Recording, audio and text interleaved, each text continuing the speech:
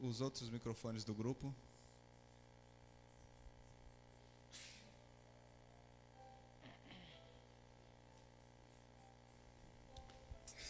Som.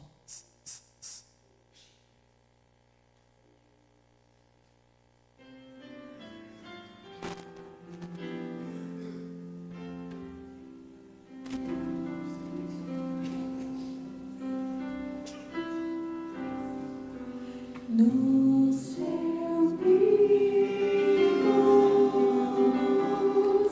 no santo monte, e eu sei que existem anjos ao redor. Vamos louvar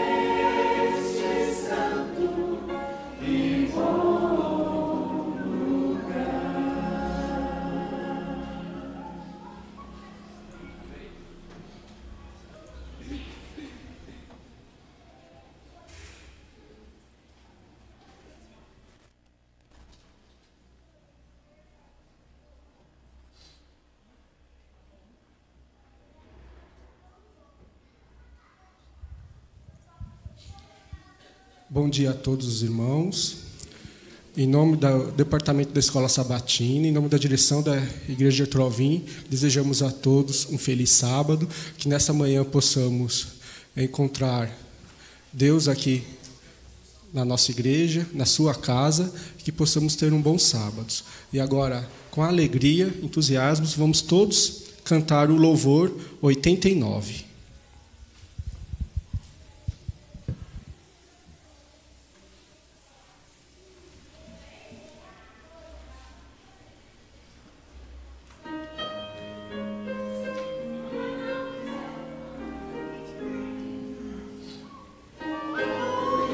Cansados,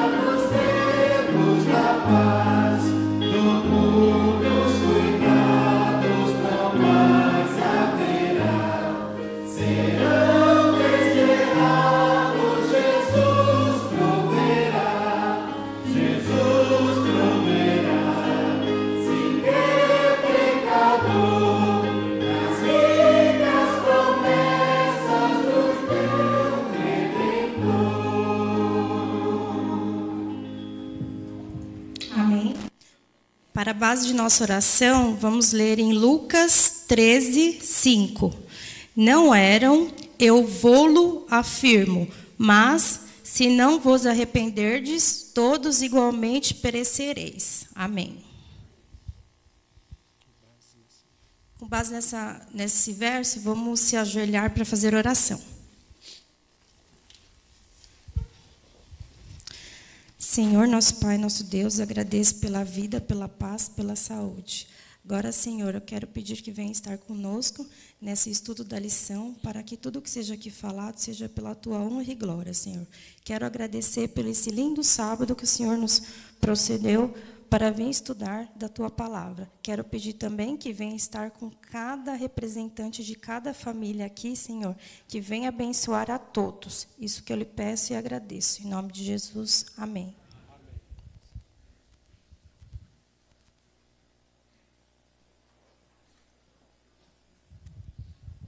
Podem ocupar os seus lugares e convidamos agora o quarteto Louvores ao Rei.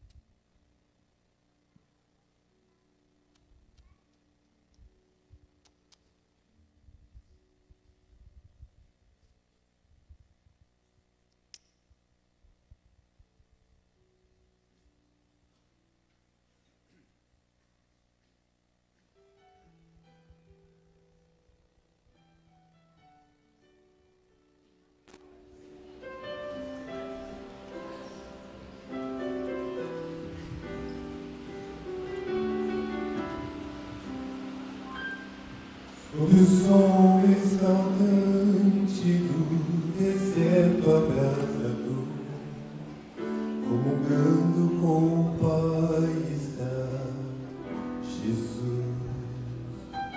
Sentirá no alimento o seu corpo subjugou, para resistir ao mal e chegar até a cruz.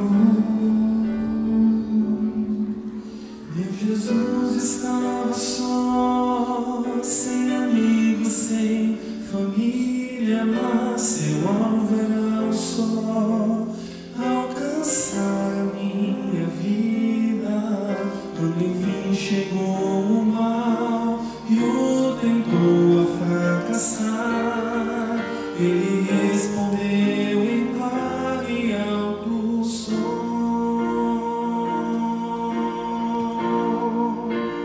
Nem só de pão o homem viverá,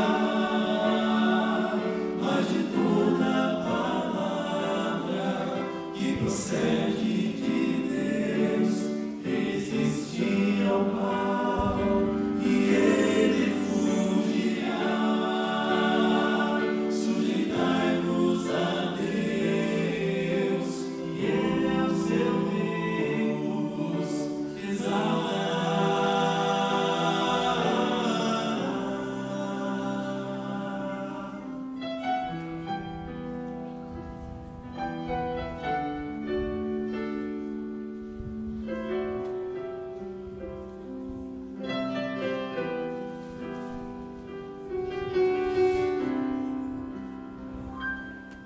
se no meio do deserto tua vida hoje está, se angústia e aflições te fazem crer que o mal prevaleceu e resistir parece vão, que não adianta mais, tua vida só tem cruz.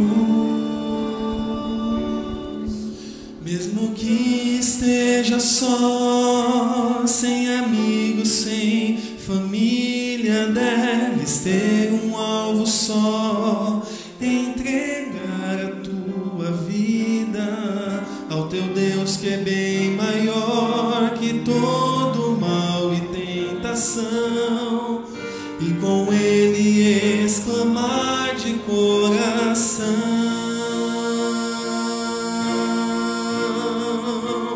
nem só de pão o homem viverá, mas de toda palavra que procede de Deus. Resistir ao mal e ele fugirá. Sujeitai-vos a Deus, Ele ao seu tempo exaltará.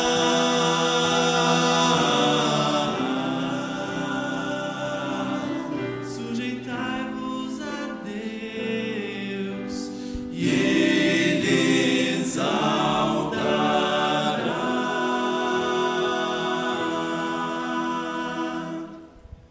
Amém.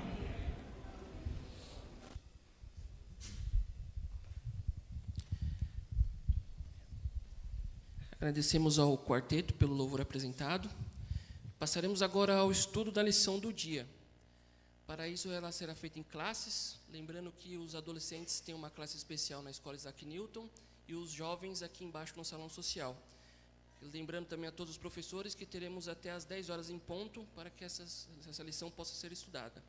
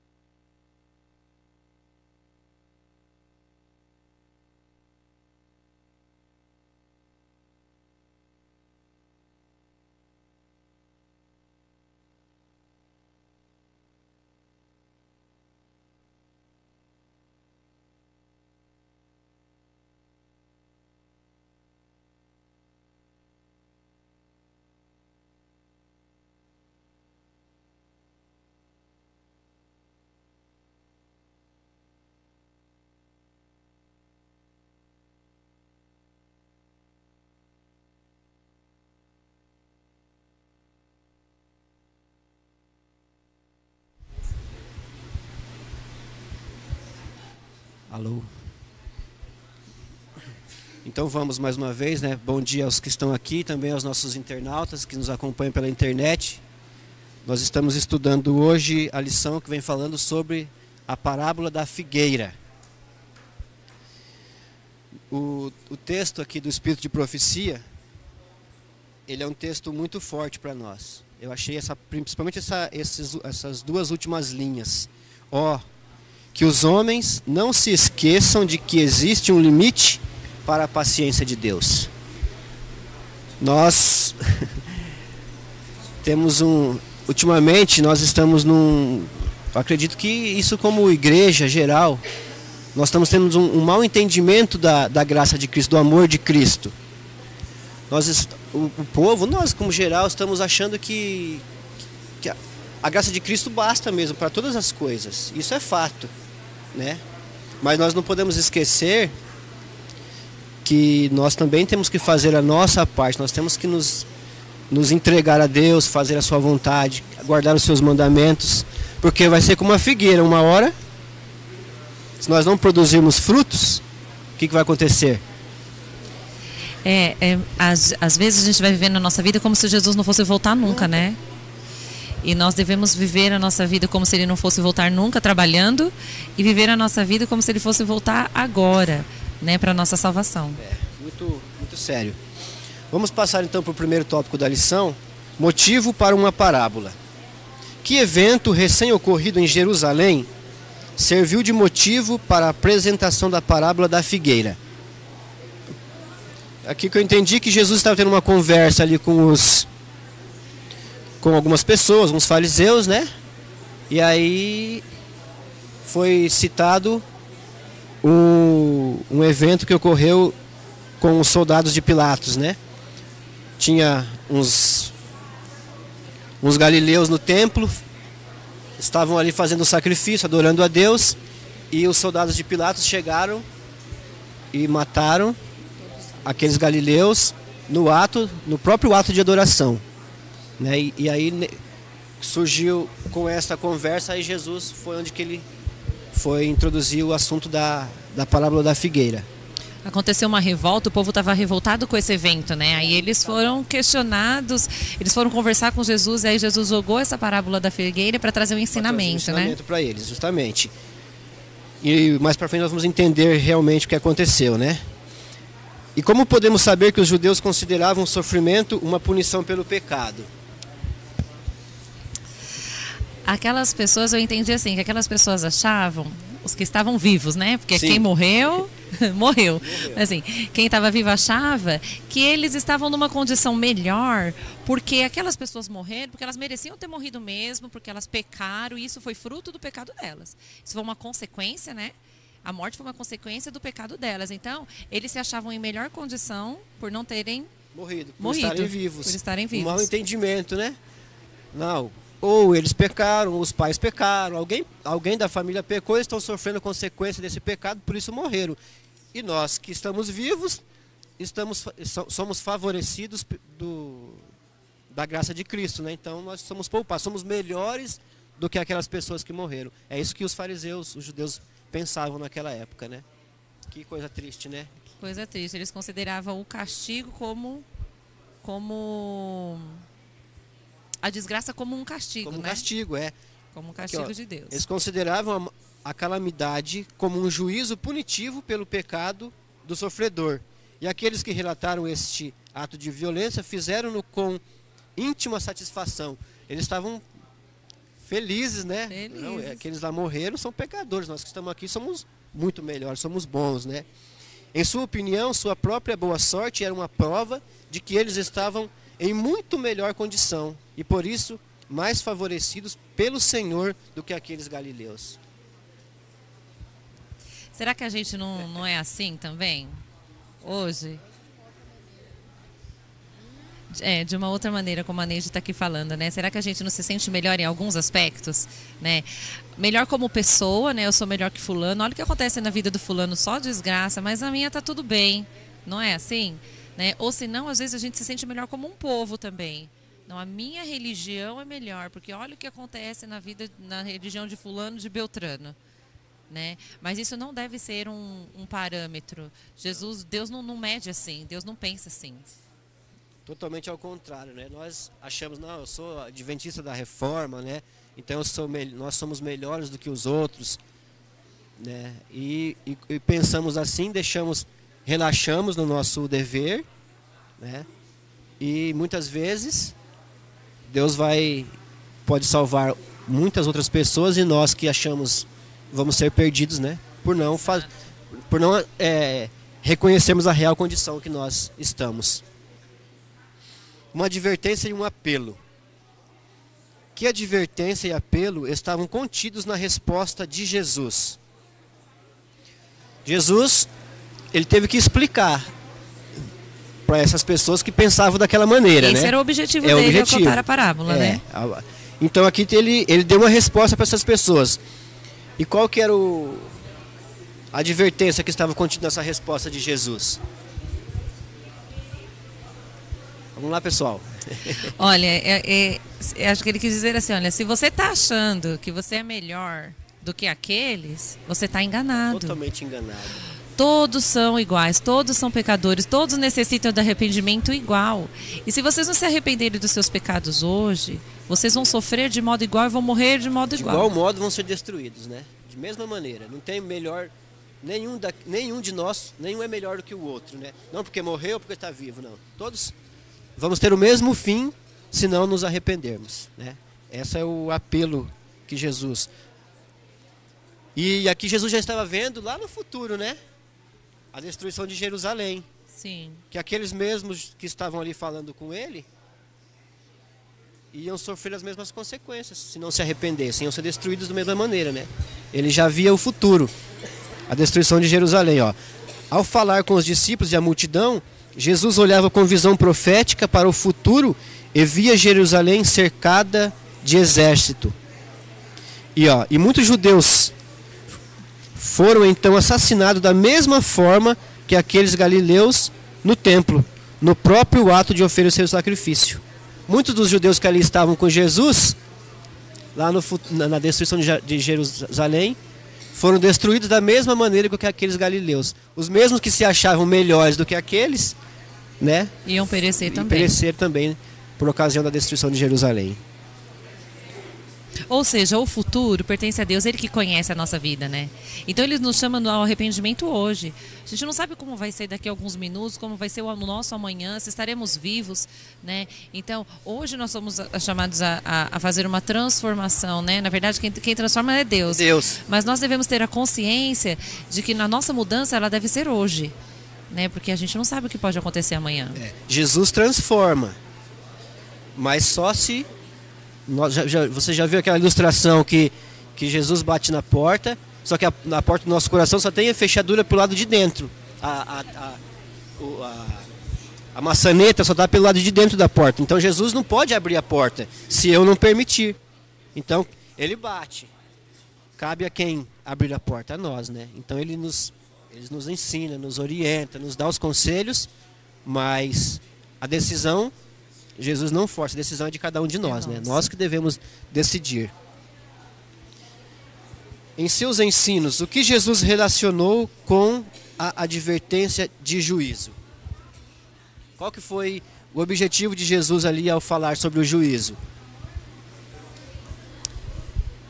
Aqui na notinha fala assim, olha, o Filho do Homem não veio para destruir a vida de homens, mas para salvá-los, né? Quando Jesus esteve aqui, ele não estava aqui para julgar. Não, destruir, né?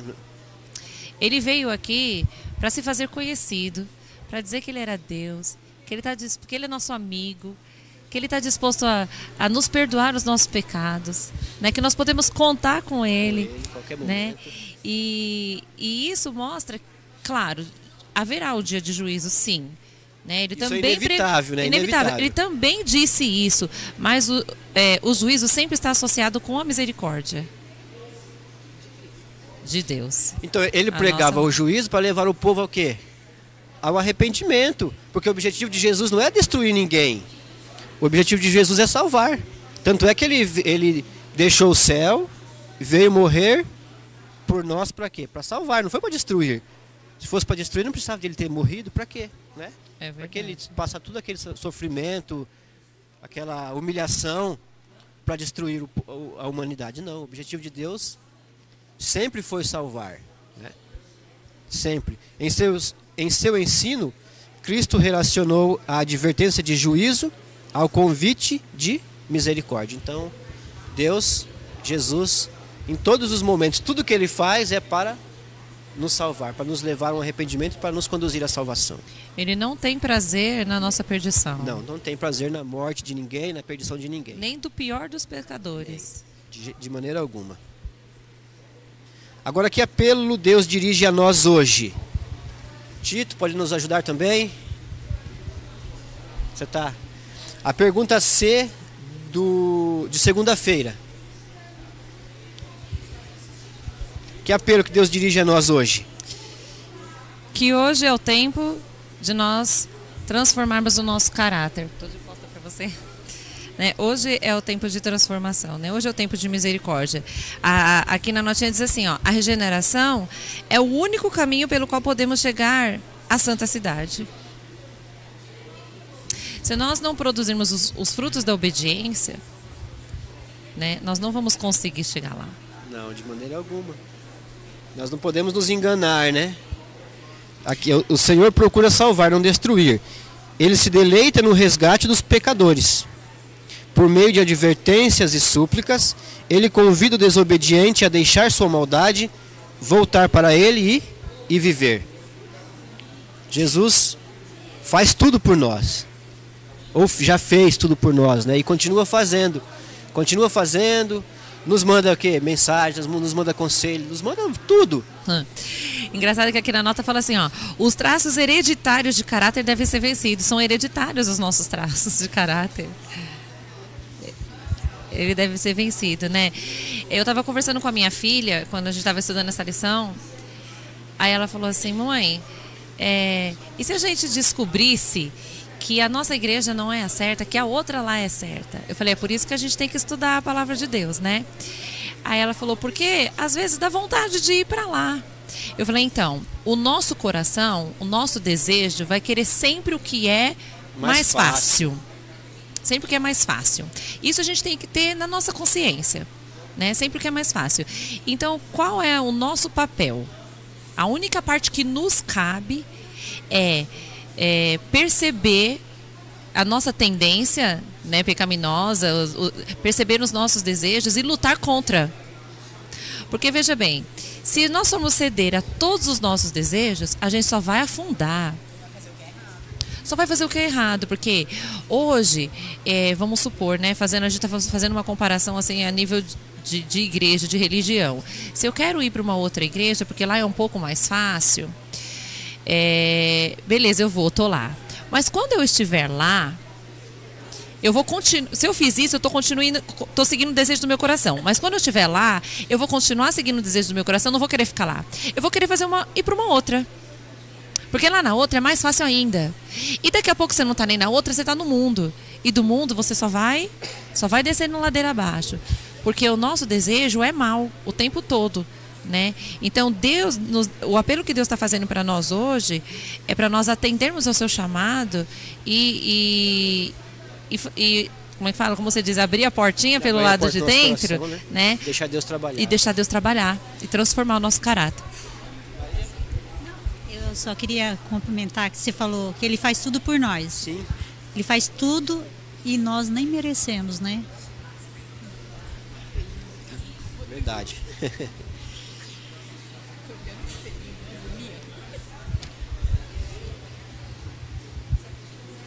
Terça-feira, irmãos, uma árvore simbólica. Agora nós vamos entrar diretamente na parábola da figueira, né? A fim de confirmar sua advertência e apelo, que parábola Jesus apresentou aos seus ouvintes? Qual foi a parábola que Jesus apresentou? Da figueira estéril, né? A figueira estéril. Havia num campo lá uma figueira muito bonita, viçosa, com muitas folhas, né?